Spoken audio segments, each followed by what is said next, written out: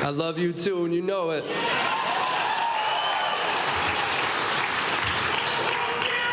It's like an old Georgetown game where people couldn't even see the court when I'm looking back here.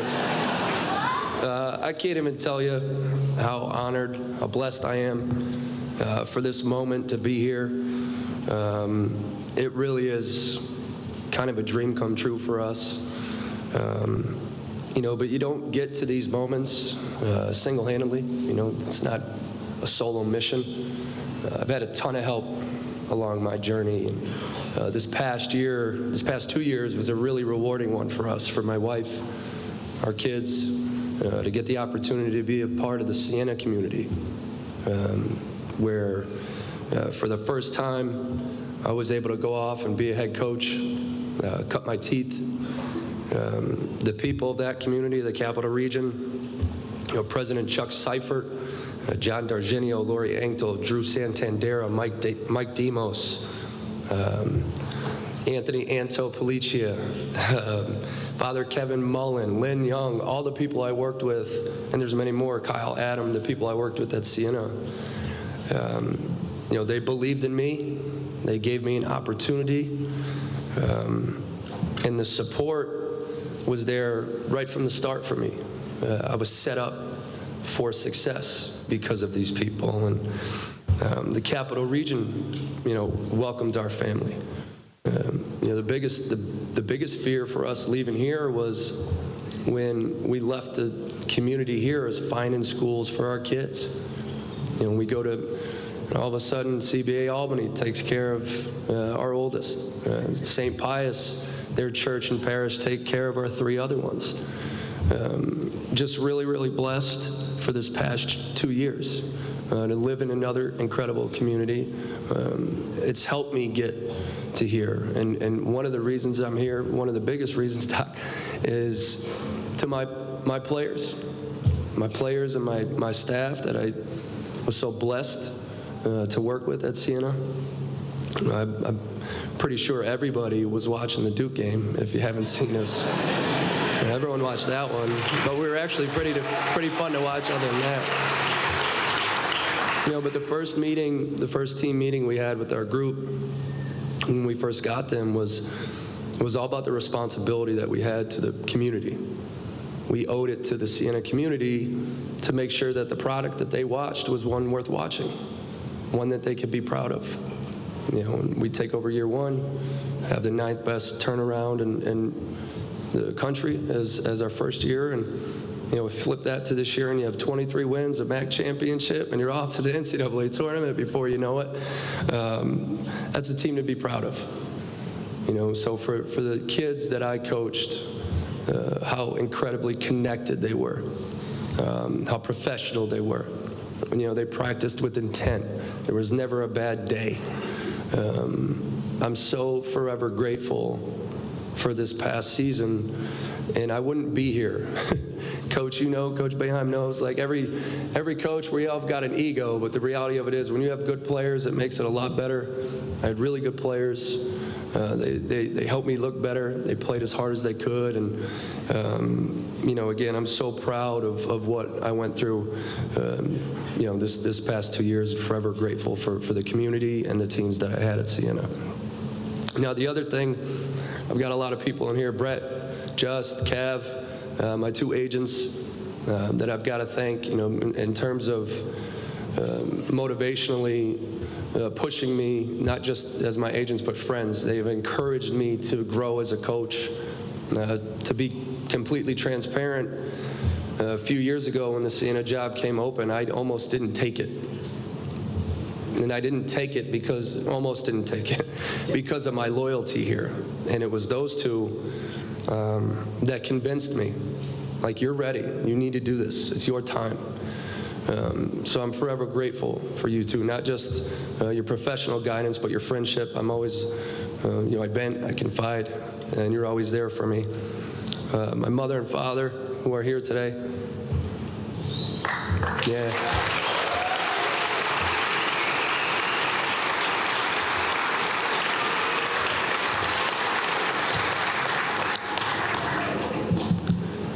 they're not just here today. They've been here the whole time, everything I've ever done, the support that I've had. One of the great things and memories of my life after I was offered this job,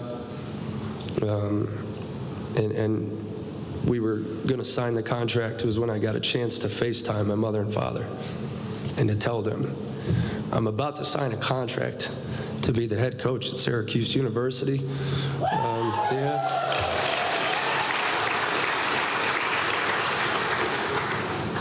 You know, I've been supported, everything I feel like I am as a person, as a man, as a husband, a father, I learned in that household. You know, and I was lucky to be the youngest of four. My siblings are here, Bridget, Maureen, and Timmy. Timmy kicked my rear end the majority of my young life. You know, but this is how lucky I am. The biggest heartbreak of my professional career was when we took Duke to the wire. And I was heartbroken for my kids. I really was. I thought we played well enough to win. We just kind of ran out of gas. But when I got back to the hotel, not just Katie and my children, but Bridget, Maureen, and Timmy were there. Daniel Haggerty, my brother-in-law, Megan. I've got so many people in my family, my life, my siblings, my in-laws. My mother-in-law, Margaret's here. I told the story on my senior day. I have the fairy tale in-law story. I love it. Some people might have the horror story. You know, she's an angel. She's a saint. You know, the last move we made with my children, you know, I called them brave for changing communities. When I look at them now, they're a lot bigger than 2 years ago when I was doing my last press conference. My son is, I was already angry he had a better golf swing than me. He's now taller than me at 14. But I'm so proud, you know, I'm so proud of your bravery to continue to change communities. But this one, as brave as you are, I think you're happy today getting to come home and be a part of this community. And you know, my wife,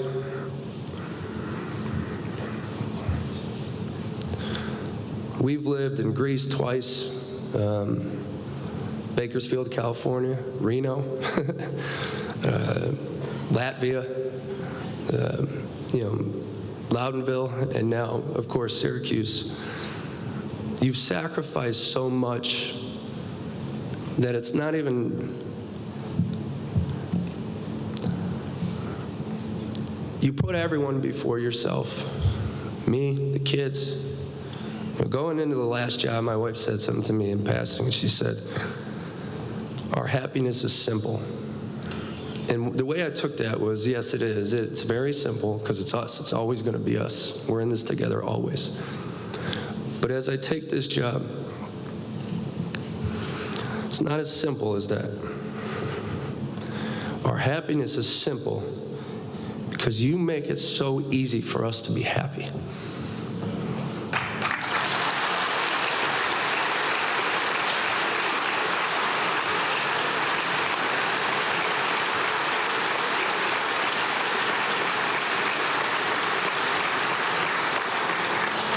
There's no one I love and truly admire more than you. To Chancellor Haney, John Wildhack, Brian Blair, thank you. Thank you.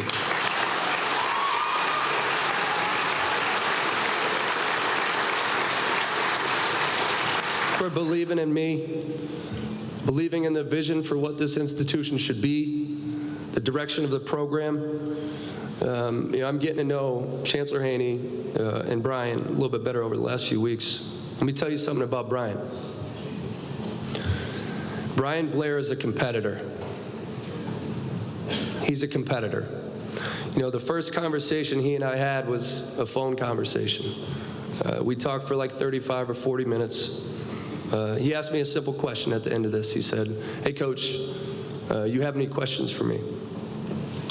I said, true story, right? I said, no. I said, Brian, listen, I know you got a job to do. I just want to let you know If you need my help, you need anything else from me, just reach out. It's my cell phone. But I'll tell you this, you're going to love Syracuse. You're going to fall in love with the place. So, second time we had a conversation was in person, okay? Brian asked the same simple question.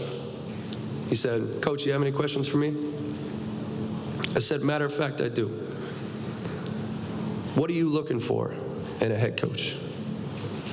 And this is when I saw him. Like truly, fully, for the first time, saw him. And he leaned in, and we were close at this point, we were a few feet there. And with conviction, and I've seen it before, he looked me in the eyes and said, I want to win. No matter what, I want to win. I said, now you're speaking my language.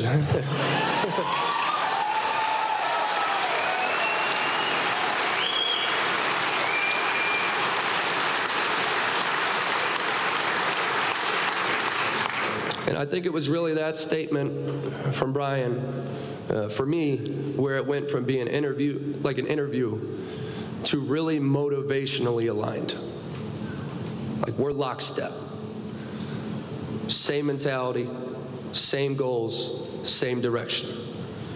Now since then, I've learned that he likes the outdoors and he loves to fish. Like if this dude listens to Pearl Jam, we might as well go do karate in the garage together.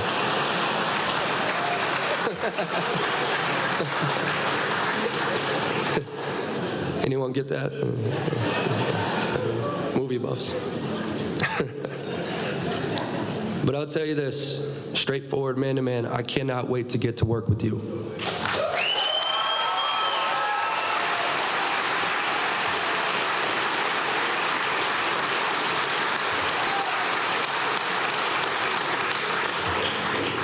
Now, 26 years ago, it's terrifying, I know, but 26 years ago, the first time I walked through Gate A, probably right around here, and saw the dome for the first time. The JMA Wireless Dome for the first time.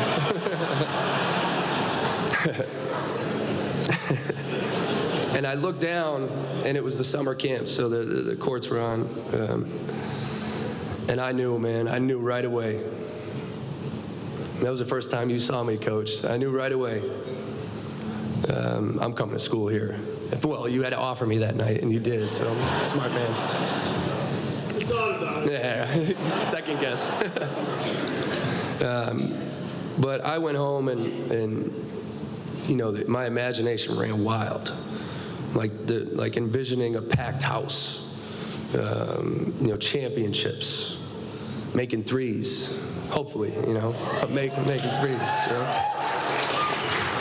And I'll tell you what happened. I came here, and for the next 4 years, Coach, what happened? Packed house, championships, and threes, a lot of them.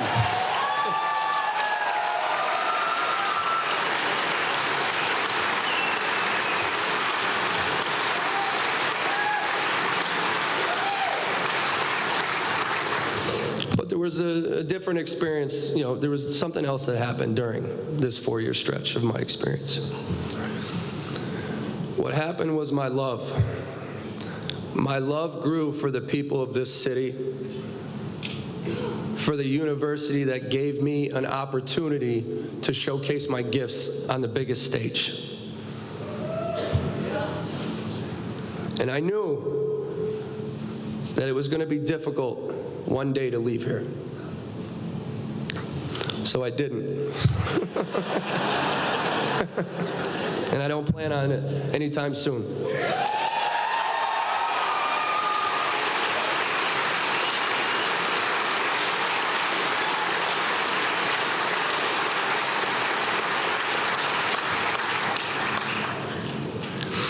Now, here's the reality. All right? We've got work to do. We do. But this right here is what separates us from 99.9% of college basketball. Yeah! Yeah, it's a fact. Yell it louder. It's a fact. Yep.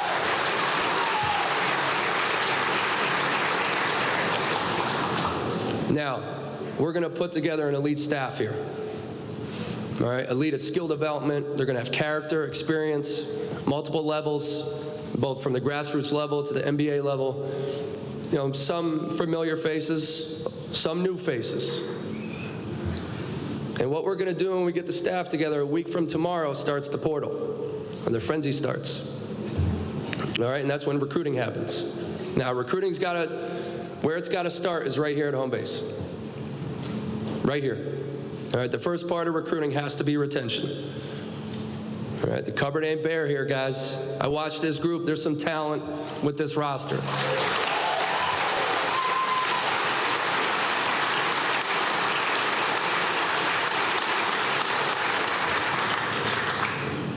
Now, those conversations they've been taking place. I've met with these guys last week. I'll meet with them again this week out of privacy for them because they have opportunities, representation. You know, we'll keep those private, and we'll see what we could do with some of these guys to move the program forward. But they will be taking place this week, those conversations. You know, but I've done this. This will be the second time in my career doing it. My message here does not change. It doesn't change.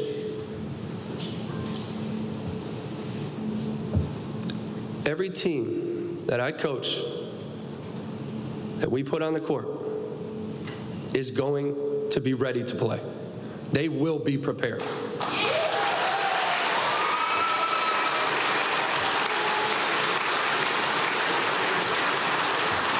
Now, you could talk about style. You know, a lot of coaches will come up here and be like, we're going to play fast. You know, it's like a lot of people will do that. We were #1 in offensive efficiency in our league, and we were a top 15 team in the country in defensive points per game allowed. So what am I bringing here? Efficient. We're going to be efficient. We're going to be smart. We're going to have ball security. We're going to be tough, resilient. We're going to have high character. You know, I ask every kid that plays for me in every recruitment, I said, I need your respect and your maturity, non-negotiable. Give me those two things. Give me those two things, we'll get along just fine. But make no mistake, you know why I'm here.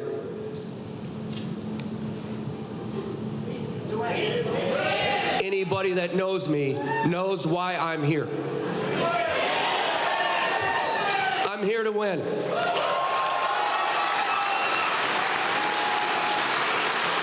It's who I am, and it's who I will always be. Let's get this thing going.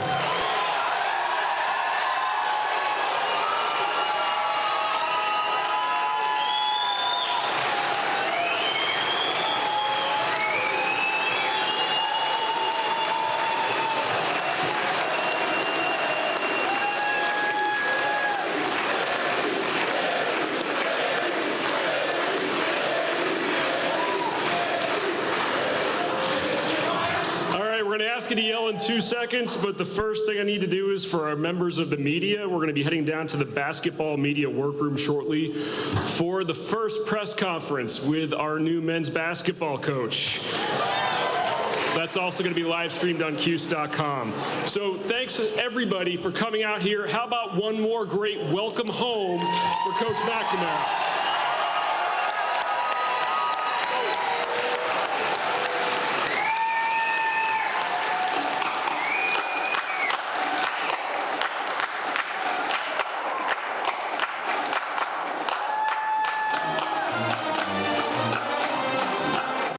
All right, Gerry McNamara's opening remarks as the Syracuse men's basketball head coach. As they just said, there will be a live press conference here in about 15 minutes from the basketball media room, the typical room that you see Coach Boeheim and Coach Autry get interviewed in after games. And now we will have to get used to seeing Coach McNamara doing press conferences there. So we will carry that live press conference for you here on the radio and QSportsTalk.com.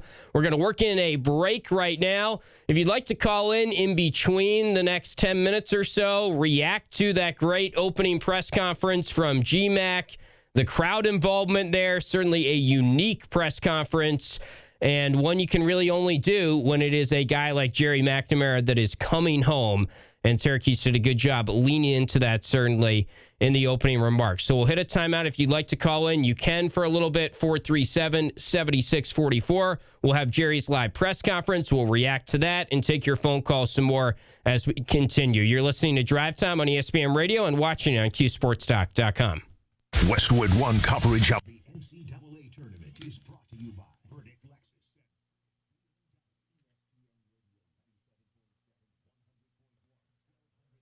Yeah, quite the ending to the presser there. It did make us all want to run through a wall, I think. Step 1, find wall. Step 2, run through it. Yeah, that was good stuff. Gerry wins every presser, and he certainly won that one. And, you know, I was never like, oh, they had to be in the family or they had to be outside the family. But I do think watching that, it makes you realize that if you win with the guy that is from the family or is from Syracuse and, you know, bleeds orange like Gerry does, then the ceiling's a little bit higher. That crowd was jacked up, certainly, because they know Gerry better than they would have known someone else.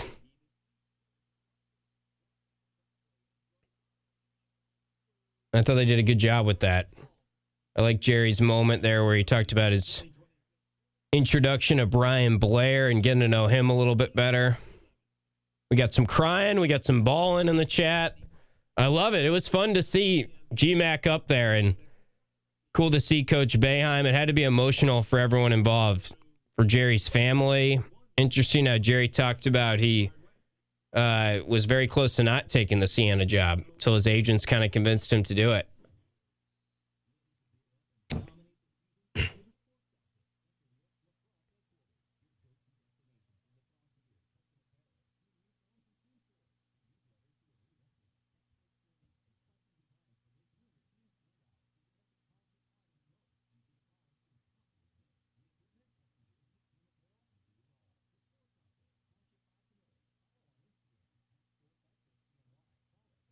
Yeah, very packed press. There are a lot of people there. A couple of very vocal fans as well.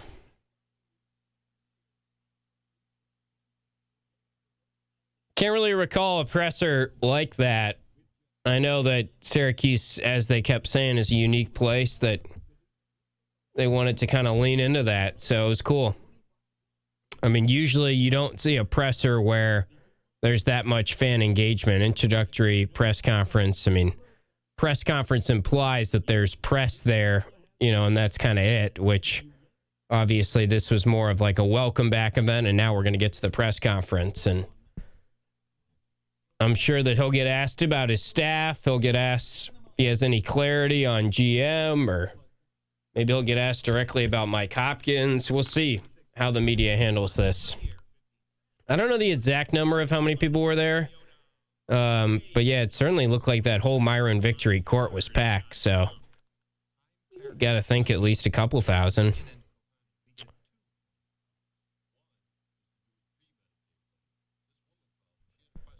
Yeah, nowhere else are they really doing a press conference like that where someone's like walking out and they got the band playing.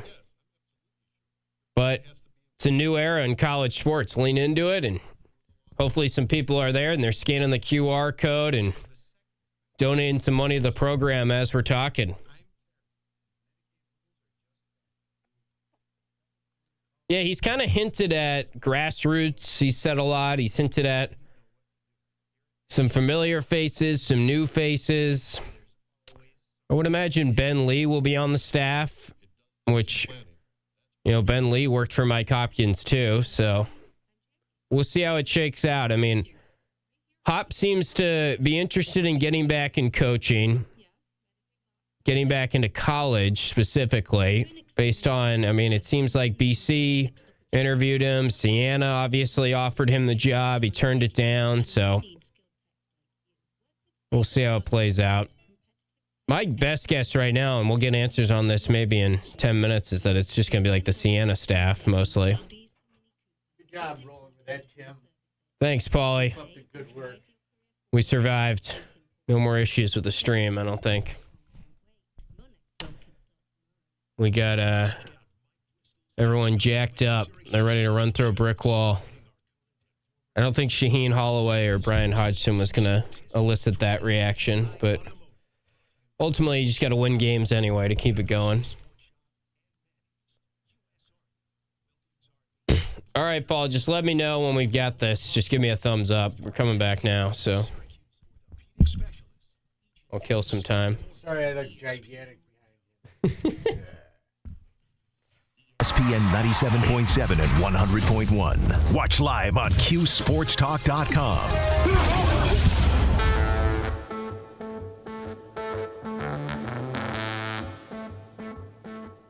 Welcome back into a special edition of Drive Time. Gerry McNamara's homecoming event, the return of GMAC, where we just heard from the head coach, his opening remarks as the Syracuse men's basketball head coach. Pretty surreal to see GMAC up there at the podium. A guy that obviously bleeds orange, and he handled that wonderfully, as we expected. Guys never lost an interview, never lost a press conference, and that was not going to stop during his opening remarks as the Syracuse men's basketball head coach. So we've got a little bit of time here in the in-between period as the media is making their way to a separate room at the Dome, the media press conference room. Gerry McNamara is going to have a typical press conference there where he has a back and forth Q&A with the media. I'm sure he will be asked about who's going to be his staff, which players are you considering, have you had conversations with any particular players on coming back, although Gerry did kind of go out of his way to say the cupboard is not bare here. There's a lot of talent on this Syracuse roster. He has had conversations, and he's probably not going to shed any light specifically on individual players that are on the current Syracuse basketball roster or any of those conversations. But it certainly feels like he is going to retain some talented players the way he's talking, retain some of the players that were on the roster already. We know that there are a couple names out there that are obvious that will come over and join Gerry, kind of from the Siena realm a little bit when you consider Ryan Mesh, the Chittenango High School product, who was committed to Siena and was set to be Siena's best recruit in program history. He is the number 150th ranked recruit basically in the country, depending on which site you look at. He's a point guard, 6 feet tall. Some people have made comparisons to GMAC, the way he plays. I've heard great things about him as a player, and certainly he would be a decent addition at the very least, and someone that you would welcome on the roster. So Ryan Mesh seems obvious. He was able to get out of his contract officially at Siena, and he has been officially offered by Syracuse. We know where that one is going. Gavin Doty seems obvious, a player that was instrumental in Siena's season and certainly was one of the best players in the MAC conference and one of the better players on Siena, probably their best player last year. We know Kyan Anthony is an obvious retention just based on the way that Carmelo Anthony has been talking openly about GMAC and how he's going to help his son. And it seems so apparent that Kyan, as we all could have guessed, is going to be back next season. So that's kind of what we know right now. And we'll see if we find anything else out here in the next little bit as soon as Gerry goes back to the podium for his Q&A press conference portion of this McNamara event, the Macnam era beginning, as they have proudly displayed it, and they gave out some free T-shirts to everyone in attendance. And, you know, just a quick thought in general on the idea of doing it this way. I was a little like, this is going to be interesting. How is this going to be? What are we going to see? Is it going to be your typical press conference? How different is this going to be? How many fans are going to be there? This was an invite-only event, but it was sort of a broad invite list to what seemed to be season ticket holders, donors, etc. And as you can tell, there was a rambunctious crowd there and an animated crowd. And I can't really recall seeing that type of crowd involvement during an introductory press conference like that. There were a lot of fans that were cheering Gerry on through his speech, that were cheering Brian Blair on. There was a lot of times during that whole production where we stopped for a round of applause. And Brian Blair, who has passed the test so far and has said all the right things. And I love that moment that GMAC shared there where he had kind of a personal one-on-one moment with Brian Blair and looked into his eyes, and Brian Blair said, "I want to win." And GMAC was like, "Yeah, you're speaking my language now." And I loved how GMAC closed out his presser just straight up saying, "You all know who I am. I have won at everything I've done, and we are going to win." And it was an emphatic, confident response. And Gerry has gained a lot of confidence in the process and in what it takes to be a head coach in the last 2 years. And it may have been a blessing in disguise in a way that he was passed up the first time and he had to go somewhere else, or he made the decision to go somewhere else, which he was very candid in his opening remarks there that his two agents were the ones kind of urging him to step outside of the Syracuse comfort zone. He said to Orange Nation when he was interviewed on Orange Nation last week that he did not really want to leave Syracuse because he didn't feel that he would ever come back to Syracuse. He was very emotional leaving 2 years ago as the Orange assistant coach to become the head coach at Siena. He made the decision to leave, and that was maybe the best decision he has made in his tremendous career as a player and as a coach so far. Because I don't think he gets this job if he was not a successful head coach and a head coach that was wanted by other programs, certainly, after what he did at Siena, not just last year or not just this year, but also last year. 4 wins for that program before he took over. He identified a good job, a job that he could succeed in. He got the right people around him. He hired a good staff. And we'll see how much of that good staff at Siena becomes a good staff for him at Syracuse. Let's go back to the podium where Gerry McNamara is live.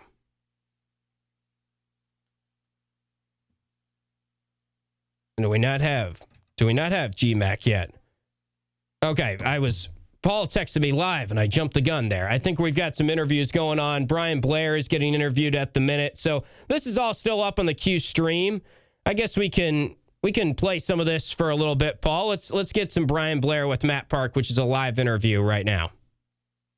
At Toledo, knowing that right away addressing the basketball situation would be a big part of what you're doing, but you had to have a preconceived notion of what the Syracuse basketball brand meant, certainly from a business perspective, and then on the floor. And then what about the getting to know of Gerry in terms of whether confirmed what you thought or changed your mind in any way? Yeah, I mean, I think anybody in the country with a pulse knows this is a top 5 basketball job. Like, this is one of the best basketball jobs in the country. So you start from that standpoint. But I didn't grow up in Syracuse. I didn't grow up necessarily watching every game and living the history. And so from probably a healthy perspective, I was kind of from the outside looking in, but then I had others alongside me that had grown up watching. And so that diversity of perspective, I thought, really led to a really good process. So we talked to a lot of candidates, but you talked to Gerry. First time I talked to him, I was like, there's something different about this guy. Like, there's something, I can't put my finger on it, but there's something I really like. I confided in my wife a lot. And so we get in person, and honestly, like, there was this connection where we're mutually feeding off of each other's energy and juice. And he's getting passionate, and I'm getting passionate, and we're talking about winning together. And I was like, I can really work with this guy. And I think if we stay in a room together for much longer, like, this thing is going to explode, right? So it was just that connection went a long way, and it was like, I think this is the guy. He had maybe the best line of the day, talking about all the things where you guys are aligned and you like fishing and all that. So do you have a Pearl Jam CD somewhere? I'm sure you can get up to speed. Yeah, I think this is where our paths diverge. I like a lot of music. I can't say I'm a big Pearl Jam fan, but I do love to fish, I do love to hunt, and I do love to win. And I say we're aligned on those 3 things. All right. Once you start learning all the exits up and down between here and Scranton on I-81, then you'll be very closely aligned. Let's talk about the serious part of it, because yes, it's a brand. You wanted to get back to probably those YouTube links that you've been sent here to learn about it. So when you do talk with Gerry and any candidate for that matter about selling this program, about telling them what might be in store, what sense did you give about resources and approach? Yeah, I mean, we're fully invested in this program. We will be prepared to compete for championships and compete for perennial NCAA tournament appearances. Like, no bones about it. The alignment right now from the board, the chancellor, to my office, and on down to our coaches is probably at a peak of what what it's ever been. So I don't think resources will be necessarily the challenge. You always want more, and we'll continue to try to pursue more and provide more funding. But at the same time, we feel like we're in a really good spot relative to our commitment. And really, it's all lock in, lock arms, teamwork. Let's go. Those of us that have known Gerry for 25 years, literally some of us have, he's always met the moment. And whether that was maybe just rallying late in the game in the Big East on a Saturday night that we've forgotten about, then obviously the big stages of the national championship, the 06 Big East tournament, etc. Can you encapsulate for the audience this idea that he's running toward it and not shying away? I think there are a lot of people in the basketball world that are afraid of this job. Just the expectations, the magnitude, the fan passion, the celebrity factor around the program. There's a lot of people that, I don't want a piece of that. I'd rather go somewhere much quieter. Gerry wanted to run towards it. He embraced all of that and had an answer for every question we asked about what that platform looked like. I remember thinking about this, toward the end of the basketball season when we're kind of thinking about what could come in the future and thinking, what would an athletic director ask a prospect for this job, or what might go, how the conversation might go. Some people look at 30,000 seats and think of that as a real burden, right? I don't get the sense of that Gerry does. Yeah, well, I think ADs and coaches, right? You say, well, we want to get back to 30 and we're sub 20 right now. That's a big challenge. It's a big hill to climb, and you got TV and everything else that goes along with it. And so certain people shy away from that. I don't, and Gerry doesn't. And I think the idea that both of us can lock arms and figure this thing out. And if there was ever a doubt in anybody's mind, look at the crowd we had here today. Over 3,000 RSVPs in a packed room. Don't tell the fire marshal, because this place was standing room only. Well, we know people, so it works out. Last thing is just, again, you'll be asked this a bunch about resources or that idea. What should the people that were in the room today and that are watching us now, they're invested. They want to know what they can do to help. What do you say? Yeah, winning's a team sport. Right? It's really easy to sit on the couch and point the finger at Gerry after a win or a loss, but this is all of us combined. Whether you're showing up and being loud and creating a home field advantage, whether you're buying season tickets and showing up and making sure that you have butts in those seats every time we open the dome, or you want to financially support our program, whether that be through philanthropy or through NIL means, we need it all, and we need it now. Don't sit on the sidelines and wait and see. Let's go right now. Let's make this happen right now.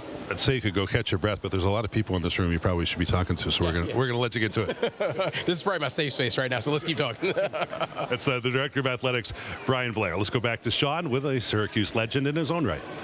That's right, Matt. Now, fans, as you could tell on camera, Gerry McNamara is a fan favorite. We've got another one alongside us here, Eric Devendorf. Devo, how special is this moment today? Oh, it's beautiful, man. I played with GMAC for 1 year. My freshman year, he was a senior, and then I was on staff with him for a couple years. Known him for 20-plus years. It's just beautiful to see him come back, see the support, see his family, Katie, his wife, his kids, mom and dad. This was a beautiful event, and I'm glad to see all the support that came out.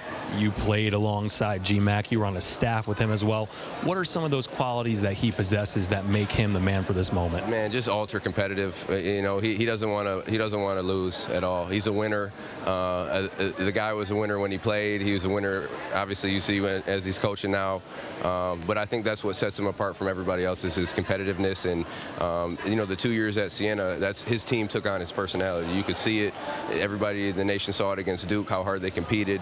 And I think at this level, that's the separator. Like, everybody's really good, it has high skill level, but it's how hard you're competing, how hard you're going to, give that energy and effort for 40 minutes. And GMAC is going to get that out of his guys for sure.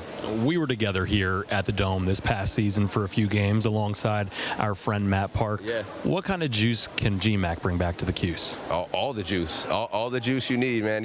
Look, you could even just tell by the press conference how fired up he is and how fired up the crowd is in the community. And right when they announced his name, it was an energy shift, you know what I mean? And that's what he brings. He brings that winner's mentality, that competitiveness, and he's not going to settle. He's not going to let his guys settle. Regardless if they're down 10, up 10, he's going to have them compete all the way through. And at this level, that's what you need. You need guys to be able to compete at a high level and bring a lot of energy and effort. And that's what he's going to have his guys do every game. The level of competition high. The vibes G-maculate, if you will, here in Myron Victory Court. Devo, my man, good to see you. I appreciate you, man. Matt, back to you. Okay, thank you, Sean. And this has really been a day of celebration in so many ways. I think people in the crowd feel like they know Gerry, and why wouldn't they? He's been here from 18 years old on for the most part. Gerry didn't really pursue significantly a pro playing career. He wanted to be a coach. He didn't want to live in Greece, didn't want to live in Bakersfield, California for that period of time. He wanted to be back here close to his family. He and Katie have been together since school and certainly before their time here at Syracuse. And so you guys don't need to see this. You know what Gerry is famous for, but this is kind of, it's fun for us, right, to go back in time and see some of the highlights of Gerry's career. So let's take a look at how we first came to know Gerry McNamara, that rugrat from Scranton who was putting up big numbers, was a all-American high school player, and certainly lived up to expectations here at Syracuse.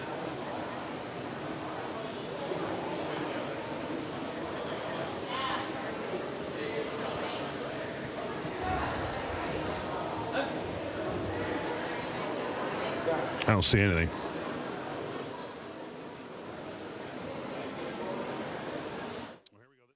Down at Myron Victory Court, and it looks like they are about to put together kind of a highlight reel package. So we'll step aside from the stream for just a little bit as they're putting up some of the great moments from Gerry's tenure as a player for Syracuse, the huge game of the tournament against BYU, and all the three-pointers, of course, the 6 threes he hit in the first half against Kansas in the national championship game will be up on the screen as well. So what we're doing right now is we're kind of just biding time until Gerry makes his way to the podium, which is downstairs away from Myron Victory Court in the typical basketball media room, and we will have his live Q&A with the media as soon as that is available for you. So it shouldn't be much longer here. I would estimate maybe another 3 to 5 minutes before we have Gerry McNamara live at the podium.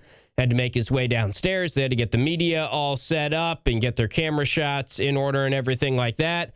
And I'm sure the media will be asking him about a staff and any indicators and any hints he can give on what exactly are the next steps to get Syracuse back to where they need to be. But a whole lot of fun to see this event. And Brian Blair talking with Matt Park there just briefly. And this streaming right now live on ACC Network as well.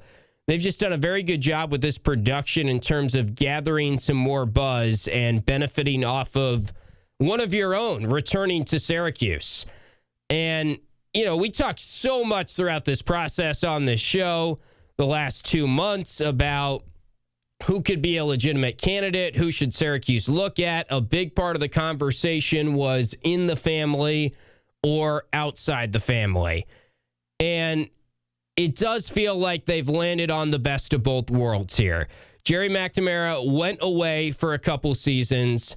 He went to Siena. He was very successful there as a head coach. He became a more confident leader, a more confident head coach, and he has that to fall back on as an experience here when he's trying to rejuvenate a program at Syracuse. Yes, it's a bigger level. Yes, it comes with more expectations, more pressure, etc.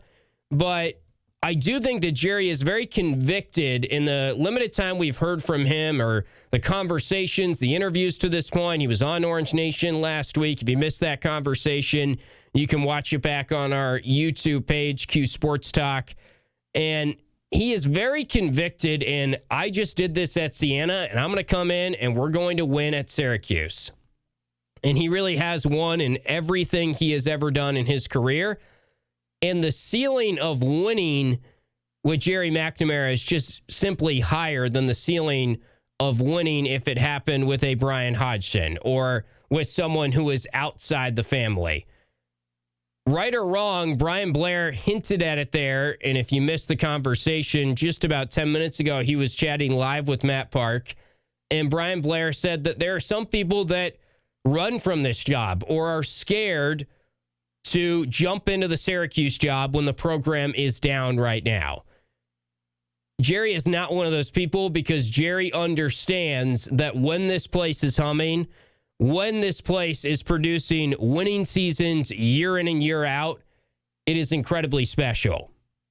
It is unlike any other community really in the country. It looks like Gerry McNamara has made his way to the podium. Paul, I think we've got him at the podium. Just give me a text or a thumbs up, and we will go live to Gerry at the podium as soon as we have that. Looks like we do have Gerry at the podium, so let's go there right now for his Q&A with the media. It's not all that different from what I did when I first got to Siena the first week or two, and then it was after the press conference that I really kind of settled in. We had a Friday presser and started on Monday, so this is perfect that we start on I think it's Monday, right? Today's Monday. Start on Monday, so I got the rest of the work week and right to it all week. So right to recruiting. We obviously have to take care of the retention of home base and have a few more conversations with guys. And like I said up there, it's the privacy of the situations. I'm not going to name names. It's a lot of these guys have representation, and you have those conversations. And so we're full go. Portal opens a week tomorrow, and we've got to be in position to start putting and piecing together our roster. Mark Frank. Hi, Gerry. Mark Frank, AP. Mark. 2,000 people at the event today. Crazy. There were people actually in the Carrier JMA Wireless Dome for this event. A lot of people took time off from work. Yeah. You're not just the new coach. And you said in an interview last week that this program is on the fringe. People are looking to you as the savior of the program, really. What kind of pressure does that place on you? And no more than I already put on myself. I think it's magnified here than my previous spot, but you wouldn't believe the chest pressure I had when we lost 3 in a row at Siena last year. Like it's, coaches, we take it home with us. You can't shut it off. So it's no different here than what I already felt in terms of the responsibility. So I understand, I understand it, and we need to get back. But I already kind of put a lot of pressure on myself and have high expectations of what we're capable of doing. So, we've got to be careful. I think this society nowadays, we pay a little too much attention to social media and what people have to say. I do my best not to. So I've just got to keep my head down like I always have. I wouldn't have gotten very far if I always listened to what people said about me from the time I was a player. So I'm not worried about outside pressure or any of that. I'm worried about who's in these walls, who's with us, who's our roster, who's our staff, and create that bubble. And you've got to strengthen it as you go. So, I have high expectations for what we're capable of doing. Justin.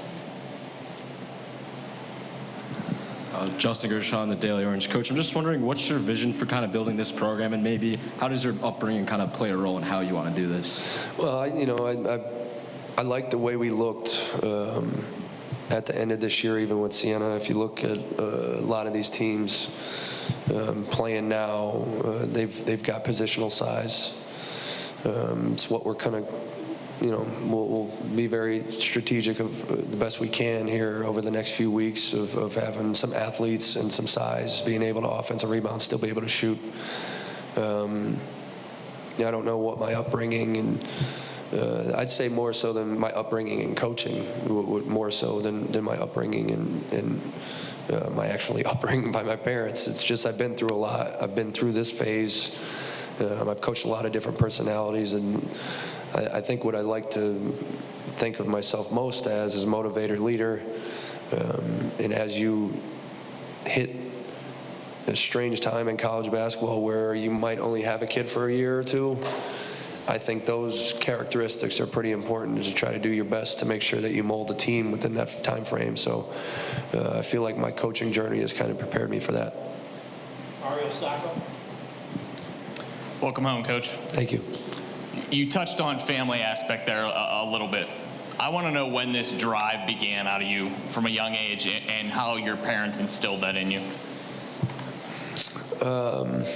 My dad was a hoop junkie. But I don't know any of the older heads in here if they've ever seen the NBA Superstars. Did you ever see that video? It's amazing if you haven't. But as a kid, I watched NBA Superstars, and I must have watched it a million times. If you put it on right now, I'd know every play of it.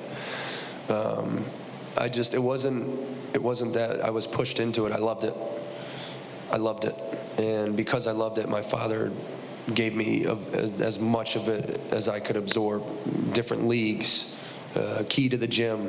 We were lucky to have a key to Holy Rosary down the street because his best friend was my coach, Teddy Bloom. So, it wasn't forced upon me. It was just I had a genuine love for the game, and when you love something, you want to do it all the time, and when you do it all the time, you want to be really good, and to be really good, you got to beat other people, and that's probably how it just all evolved. Aiden? Hey, Coach. Aiden Stepanski from the Daily Orange. Congratulations. Thank you. Obviously, Syracuse was kind of in a weird spot throughout this process, having an athletic director going out, athletic director coming in. Just how did you see those two kind of balance this out from your perspective, and just what was it like communicating with both of them throughout? Yeah, it was kind of all together, which is unique. I think a lot of situations you'd be a little bit concerned where this is, there's a lot of movement. But because of the time frame of when it all happened, seemed like collectively we kind of got together at the right time. So it's been great for the last few weeks, sharing, Chancellor Haney and Brian's vision for what they see in terms of the program, having a couple meetings with them, obviously through the interview process. And collectively we're all going in the same direction. It's what I said upstairs is, a lot of situations would be scary if we didn't get in at the right time, and I felt like with how they announced Chancellor Haney and then Brian right behind that with his energy, and then right behind that they collectively got together to do the interview process, and now here I am. So kind of all coming through the pipeline together at the same time. It's kind of neat that we collectively are heading in the right direction. Gerry, hello. Hi.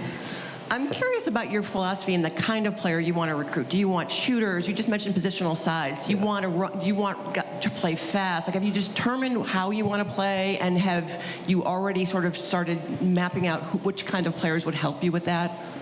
Yeah, obviously you want to play a certain style. The one thing I'm never going to do is not listen to my eyes, if that's an oxymoron, I think. But you can't, I would have loved to have made more threes this year, for sure, at Siena. But I wouldn't trade the toughness and ability of Doty and Schultz and their on-ball presence defensively. So to me, I'm a coach. Like, I can adapt to a player to help them and put them in my style within my offensive system and figure out ways to try to help them. But I'm always going to, what my eyes tell me, I'm a big believer in that in terms of talent. So obviously I want to be big, and that big guy really shoots it, and he's also an elite on-ball defender. But all those packages are just hard to come by. So to me, I'm going to trust the guys that look right to me, and then go down the process of character and check the boxes. And we were able to kind of do that right in terms of getting the right people.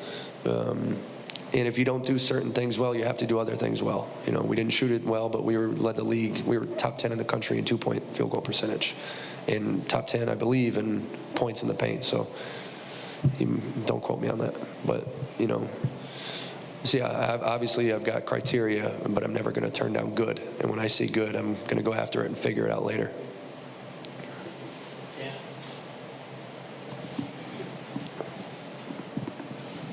Dan Tortora, wakeupcalldt.com. How are you, Gerry? How are you? Just full circle and family, 2 words, being able to come back home. Not everybody gets to do that, to a place that's become home to you. And just what this family has meant to you, not just your family, the Syracuse family, the fans, the brotherhood. What is this Syracuse standard? And bring me into this full circle moment for you and your family. It's unique. I had this conversation with a few people, a few coaches actually in this business with my wife. It's very unique that we're able to spend the amount of time in this industry that we have and only have, I think, 15 years here at Syracuse, and then have to go 2 hours away and then you're right back here. Like, it's just not really, obviously the blanket of being under Coach Boeheim plays a huge factor in that stability. And that plays a part of this. You know, I've not just been a part of it and the love that grew for me as a player, but raising my family here completely changed everything in terms of my love for the place and gratitude for how they were raised and the schools that they were raised in. So just really blessed that I do what I love to do. I haven't had to move far, and we're only 2 hours from where our families are from. So it's not lost on me of how rare that is in this industry, how lucky we are for it. You know, it's a true blessing that we've been able to raise our children in one area and still be close to home from both of our families in Scranton, Pennsylvania.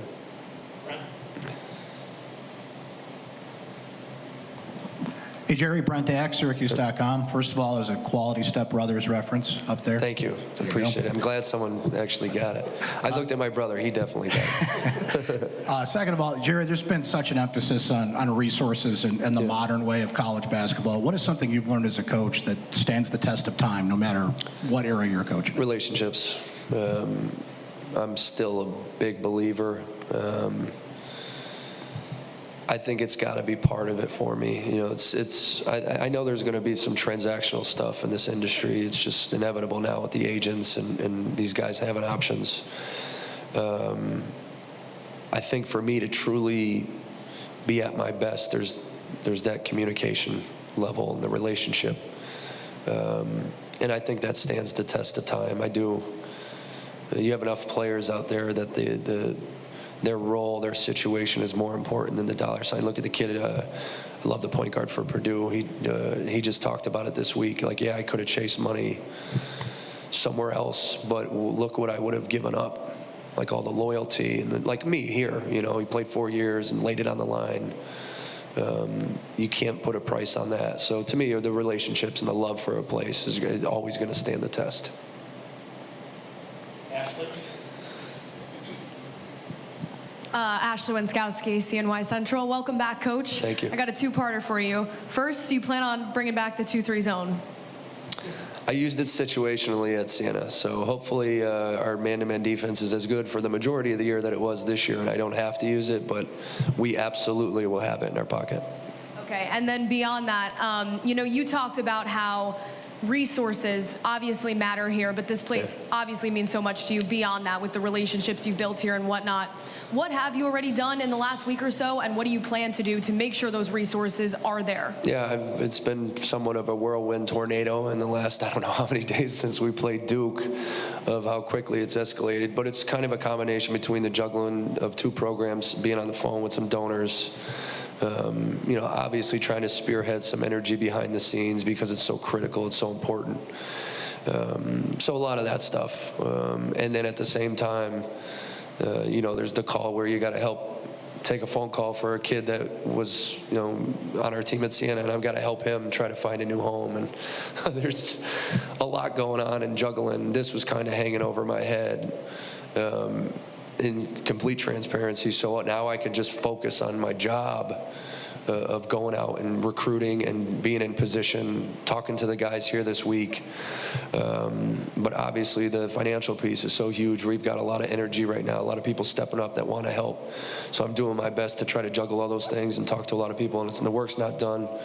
The one thing that I know, it's pretty obvious with a couple thousand people being here today, like if people are ready.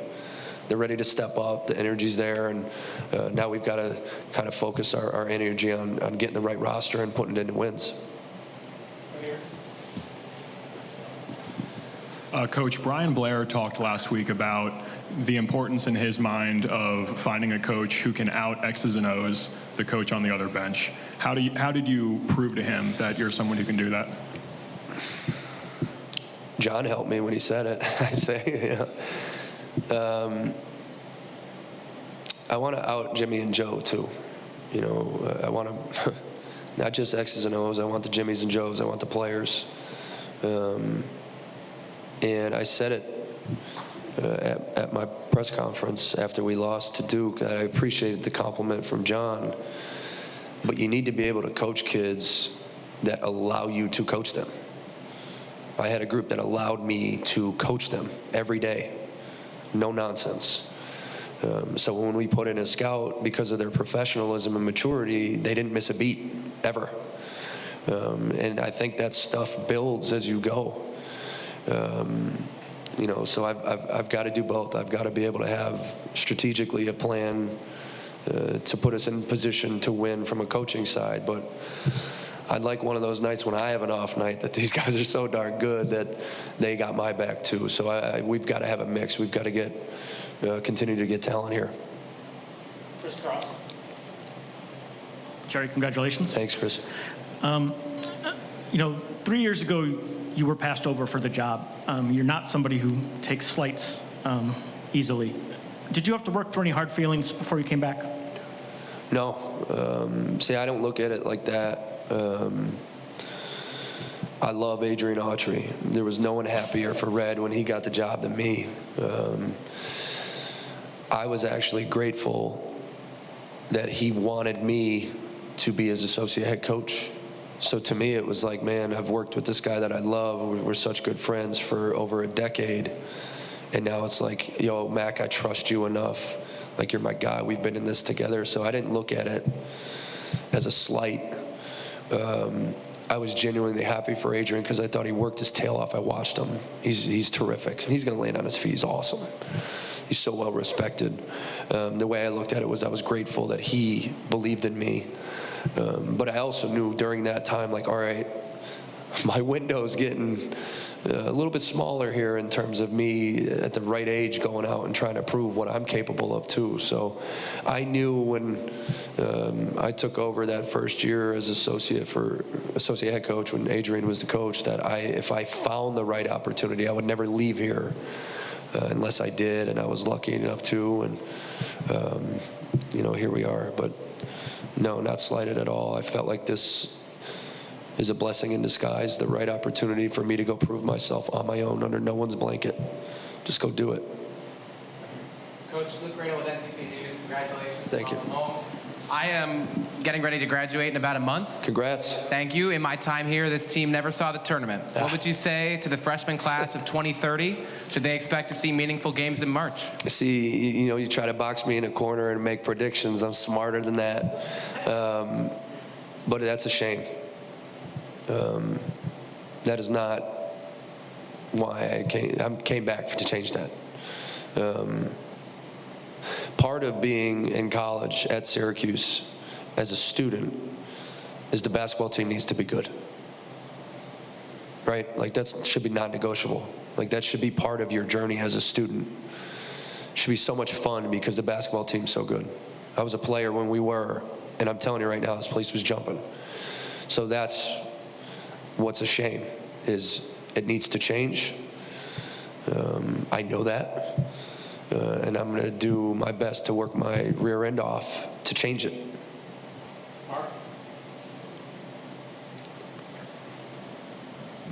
Since Ashley asked a two-part question for me, how much do you think? See what you did. See what you did. Do you think John Shire's comment about you out coaching him helped galvanize interest in you, not just Syracuse, but nationally as well? And second part, so your good friend Adrian Autry takes over 2 years ago. You leave. Let's go first question first. All right, can you reiterate it? So I got to finish that one before I go to the next one. How much do you think John Shire's comment about the fact that you outcoached him helped galvanize? I think it probably helped, but what didn't hurt me was giving up 61, 58, and 54 in the MAC championships. You know, being an elite defensive team, watching our team play, being #1 in offensive efficiency rated team in our league. We were good. We were finished third in the league. We also had 6 injured players that were scholarship guys. Our first or second team all-league big. You know, a kid that probably could have started on the wing for us tore his shoulder. So I would say we helped ourselves. You know, the kids played a certain way for me, where it put me in a position that we won convincingly going through our tournament. And then obviously what we did. Anybody who watched the game, we were prepared. I said it all week when I got asked the question 100 times. I said it all week. I'm not going to. Donna tried to get me down there. I said I'm not going to be. It's not a distraction. All right, and my kids were prepared to play because that's what I do. Okay, second part. So you leave here 2 years ago, you go to Siena. You obviously want your good friend Adrian Autry to succeed. Yeah. But somewhere in the back of your mind, did you envision, like, No. No, when I left here, I was hoping I never came back here. Because it would mean, Adrian had success. I was hoping that, like, all right, man, get this thing going. Be there 30 years. So no, it wasn't ever. I walked away. That's why I was emotional, because I walked away thinking I probably won't be back, unless I didn't do well and came back, hopefully as an assistant or something. But yeah, no, I wanted to go a certain way here.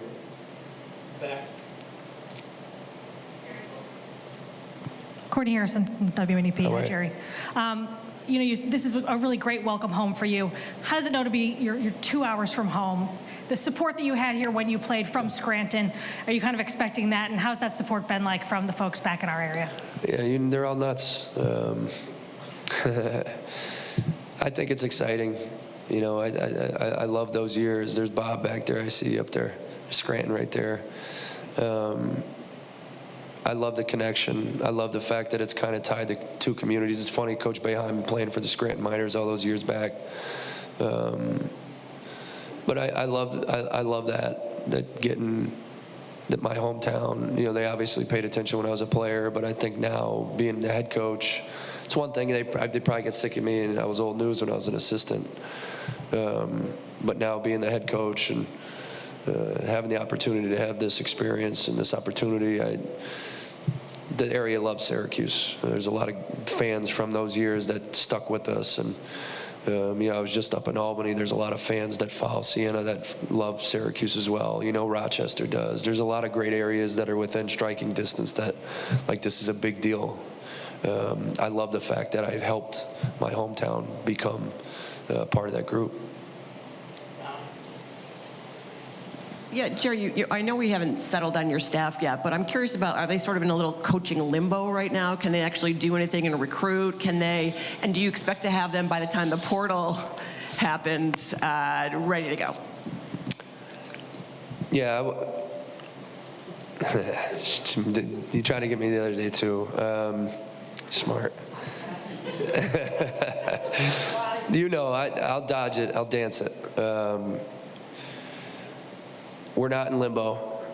I want to make sure that everybody, in terms of getting on payroll and everyone getting through HR, and then we'll start to roll everybody out. But we're in position.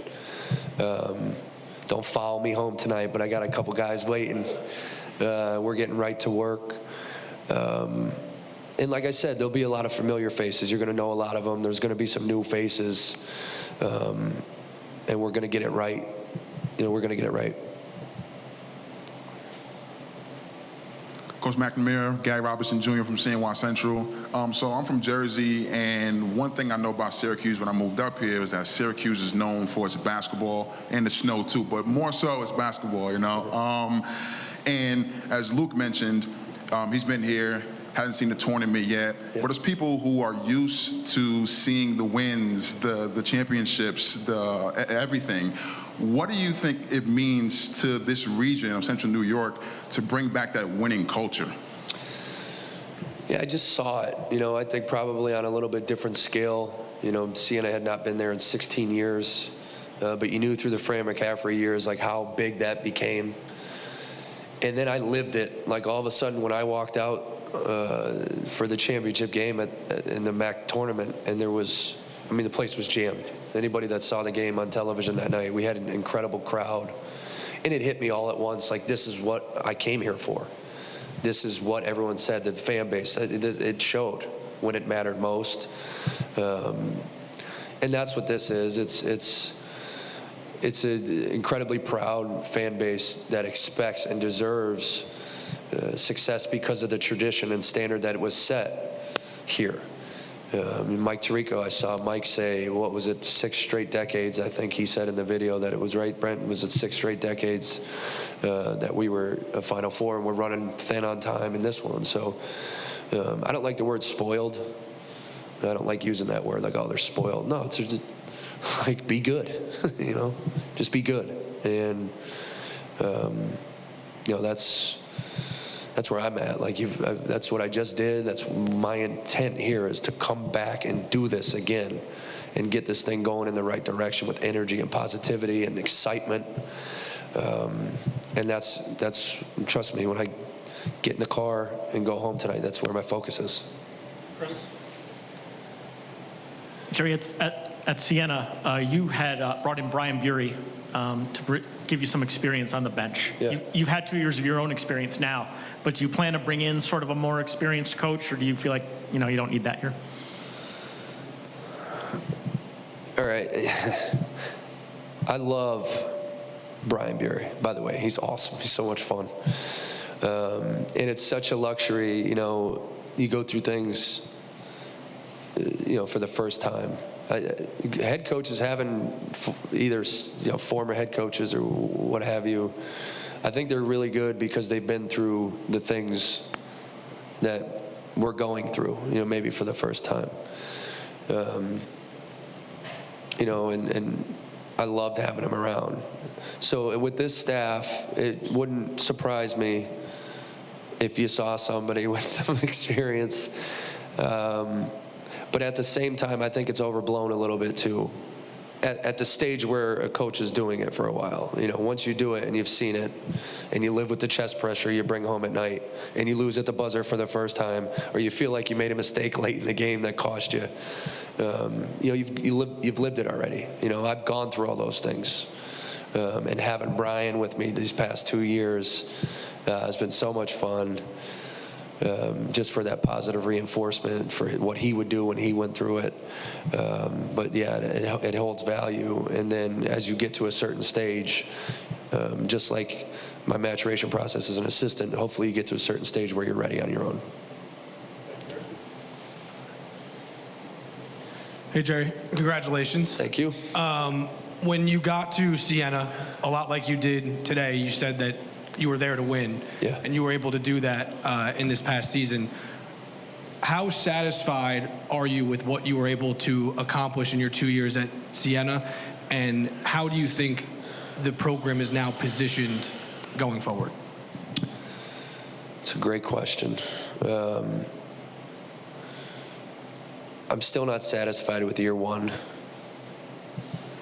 because we lost a lot of those close games. Year two, I was really satisfied with how hard we fought through a lot of adversity and put it together at the right time. And then more so for the fan base, that they got to experience the fun of March again. And then my next, when I take this job, my next thing on my mind is, please get it right. I love it there. You covered it. I love it. I love the program, the people. I'm confident that the guys that are capable of being retained are good enough to help the program win right away. Now the problem is when you take a few weeks in terms of the recruiting process, some of the guys that were committed get to decommit. Some of the guys that are on campus get antsy. So that's kind of where my mind is now. I want the program to go in the right direction because I feel like I really wanted it to be stabilized, and they got exactly what they were looking for, which was back to where they needed to be, and then someone else steps right in and gets it going, and that's what I'm hoping. We have time for a couple more. Cooper? Hey, Gerry, Cooper Andrews with the Daily Orange. You mentioned earlier with Siena being #1 in offensive efficiency this past season in the MAC. That distinction hasn't been, right for Syracuse in quite some time. Just what do you envision this offense to look like going forward, even without, a roster set at the moment? Yeah, I have a certain system, obviously, in terms of multiple families of plays. I think you strategically, especially with the bigs, for instance, last year, I love William Kyle. I loved watching him play. I loved how hard he played. But you look at our roster, I had Folefak and Mulvey, where I had two different guys that I could kind of work through late, where things, if they broke down on the initial action, I could work through a guy and get something easier Folefak, whether it be, he could bully a guy and get to 12 feet and create a 3-on-2 or a 2-on-1, or go, if you're single coverage, he goes on his own. Mulvey, where you can X off of him and run action, he's a terrific passer. So you've got to have late guys, late action that you can get to, that you can just create, and guys conceptually can make plays.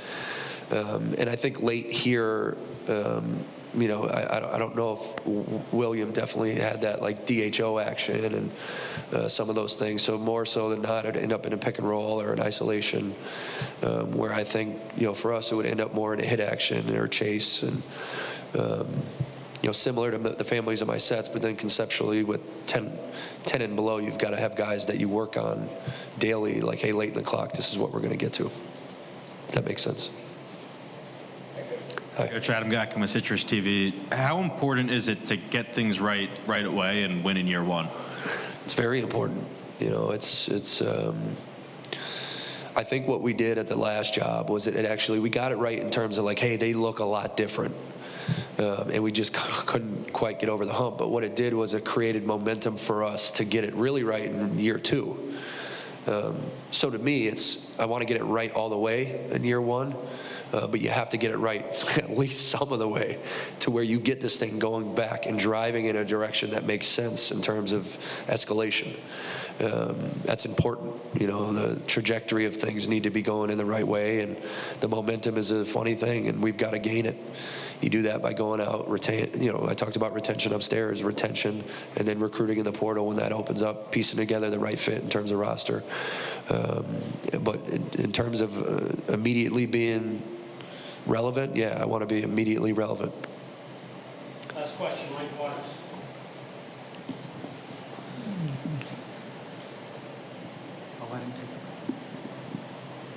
I'm listening. Okay. Yeah. I was going to let you take the call if you need. No call. Yeah. Okay. In today's get my guys in today's era of NIL, what do you see as the coach's role in the fundraising aspect? Wear multiple hats, Michael. Like it's different now. It's a lot different.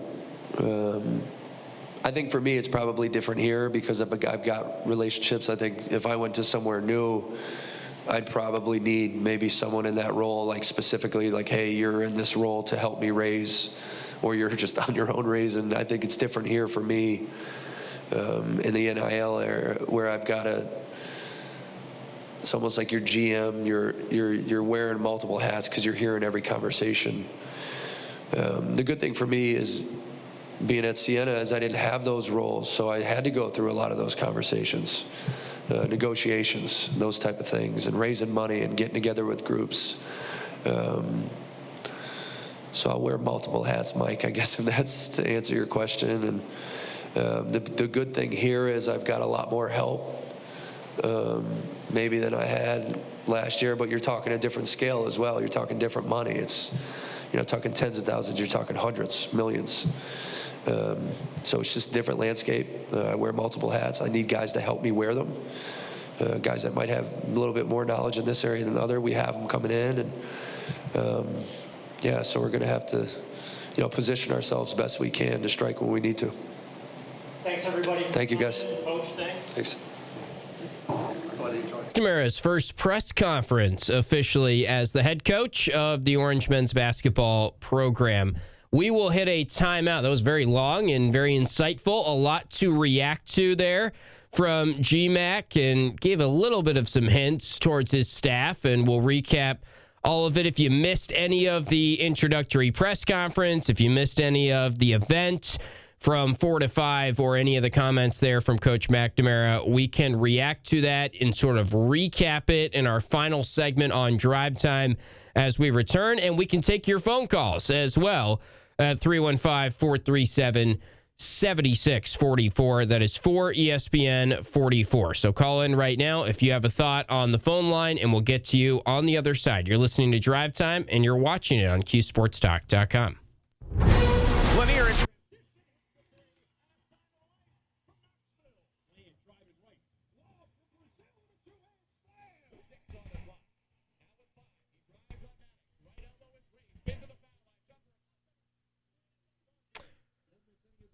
What do we think, chat? Jerry's pretty good at the whole talking thing.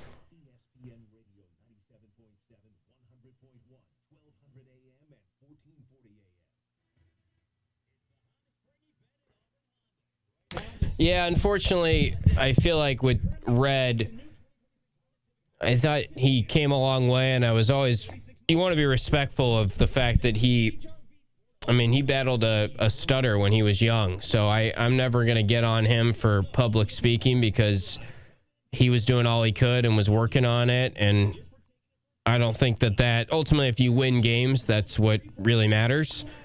But the press conferences afterwards didn't help Red convince the fan base that he was the right guy, and we're definitely not going to see that problem with Gerry. Obviously, if Gerry loses games, like he said, he lost 3 games in a row at Siena, and he felt the chest pain, and there's going to be some lows. I mean, there's going to be some moments where the fan base is down on him, and he knows that as much as anyone else. But I think the confidence he has behind the microphone, his ability to generate some buzz in the community just for being kind of his personality and donors, I think that's all going to help. Not to mention the fact that Brian Blair and Mike Haney, this is a huge part of their legacy at Syracuse, is how successful is the basketball program. Obviously, Mike Haney has a lot of fish to fry when you're the chancellor, but a lot of things to worry about, certainly. But he understands in this new role that this is going to be tied to his legacy, his tenure, his time at Syracuse. Brian Blair certainly understands that. So I think the fact that you've got 3 people that are in new roles, very hungry, very motivated, working together, probably going to be working around the clock. There's something to be said for there's going to be no complacency, I don't know if we can do it here. They're just going to come in and try and get answers and be very motivated to do so. So that could definitely help matters.